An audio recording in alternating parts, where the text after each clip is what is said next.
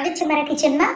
આજે આપણે તવા પર બનાવીશું મકાઈ પાલકની ચીલી ચીઝ સેન્ડવિચ.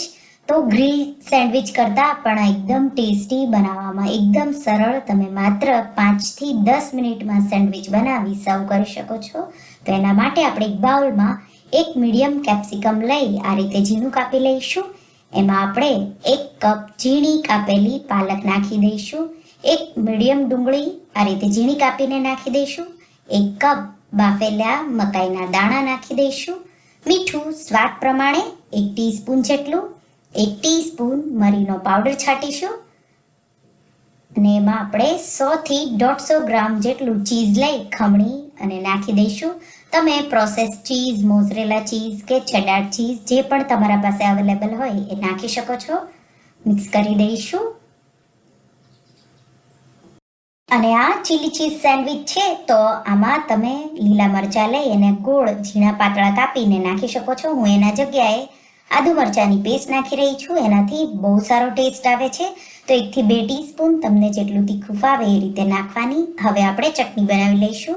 તો મિક્સર જારમાં 1 ઇંચ આદુનો ટુકડો, 4 લીલા મરચાં, 2 ટેબલસ્પૂન શિંગદાણા, 1 ટેબલસ્પૂન શુગર, મીઠું સ્વાદ પ્રમાણે તો 1 ટીસ્પૂન જેટલું, અડધો લીંબુનો રસ, 1/2 કપ ધાણા અને સાથે તમારે જો ફુદીનો નાખવો હોય તો 1/4 કપ જેટલો નાખવાનો. હું નથી નાખી રહી. ઢાંકી થીક પેસ્ટ બનાવી લઈશું. તો આવી ચટણી તમે જોઈ શકો છો મેં બનાવી લીધી છે અને આપણે આ રીતે લગાડી દઈશું. તો સ્પ્રેડ થાય એ રીતે લગાવી દેવાની.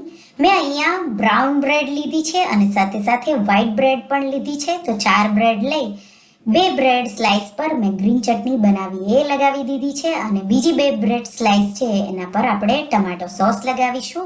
તો એનાથી ચટપટો ટેસ્ટ આવશે. અને આપણે જે ટમાટો સોસવાળા સ્લાઇસ છે એના પર જે બનાવેલું સ્ટફિંગ છે એ મૂકીશું. તો આમાં આપણને સેન્ડવિચ મસાલાની પણ જરૂર નહીં પડે. તો તમે જોઈ શકો છો આપણું સ્ટફિંગ કેવું બન્યું છે. ચીઝ વધારે ઓછું તમને જેટલું ફાવે એ રીતે તમે સ્ટફિંગમાં નાખી શકો છો. અને આ રીતે 3 થી 4 ટેબલસ્પૂન જેટલું સ્ટફિંગ લઈ સેન્ડવિચ પર દબાવીને આ રીતે આપણે સ્ટફ કરીશું. અને એના પર જે ચટણી લગાવેલો સ્લાઇસ છે એનાથી આપણે સેન્ડવિચને કવર કરી લઈશું. તો આ રીતે એ જ રીતે હું વ્હાઈટ બ્રેડ પર પણ સેન્ડવિચ બનાવી લઈશ. તો છોકરાઓને વ્હાઈટ બ્રેડ વધારે ભાવતી હોય પણ બ્રાઉન બ્રેડ વધારે હેલ્ધી છે અને આ એકદમ ઝટપટ બની જાય એટલે હું 2 બ્રેડ વાપરી રહી છું. તો મેં એક સાઈડ ચટણી લગાવી દીધી અને એક સાઈડ ટમાટો સોસ અને આપણે કવર કરી દઈશું. અને હવે સેન્ડવિચીસ તૈયાર છે.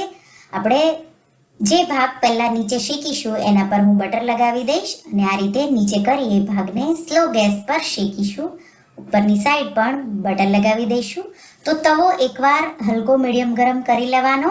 પછી તમારે એને સ્લો ગેસ પર જ સેન્ડવિચને ક્રિસ્પી થાય ત્યાં સુધી થવા દેવાની.